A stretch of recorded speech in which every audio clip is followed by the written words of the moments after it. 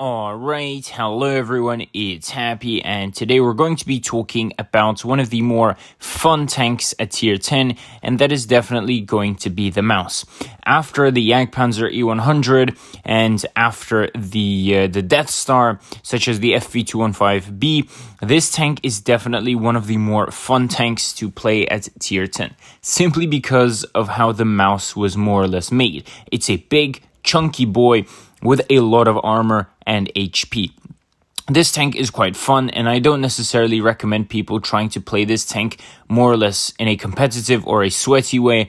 I just get into this tank, and whenever I get into, small firefights like this, I really enjoy it, because the tank overall can take a lot of shots into the face. Now, the armor does have a lot of weak points, but in general, you will be more or less pretty well protected. If you look at this battle, for example, I blocked over 3,500 damage, which is a lot. That's more than the tank's HP. And of course, I still have a little bit of health on top. So overall, if you think about it, the enemy shot around 6,500 alpha at me for the whole game. That's a lot of damage just thrown onto one tank, and that is basically the Mouse's job. I don't know if you can call this tank the Mouse's job, but anyway, the gun in general is quite good. People will say that the penetration is low. That is true, but apart from that, the gun handling in general is very good.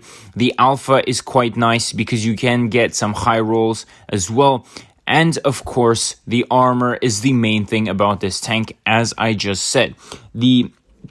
The sides in particular are very strong when angled, so a lot of medium tanks will struggle against you a lot. Even frontally, if you just wiggle this tank and angle it properly, a lot of tanks will struggle against you, especially if you play on mobile. Many tanks will struggle against you because, again, mobile players aren't really good at hitting those, weak spots as effectively as someone who is playing on PC. That's just a fact. And so the Mouse is going to be quite strong, especially going up against mobile players.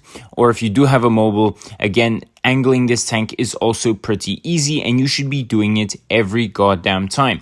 This tank excels, especially in firefights, as you can see here, because you can block, and it's quite hard for enemies to kind of circle you. In these cases, the Mouse is going to be very strong at what it does.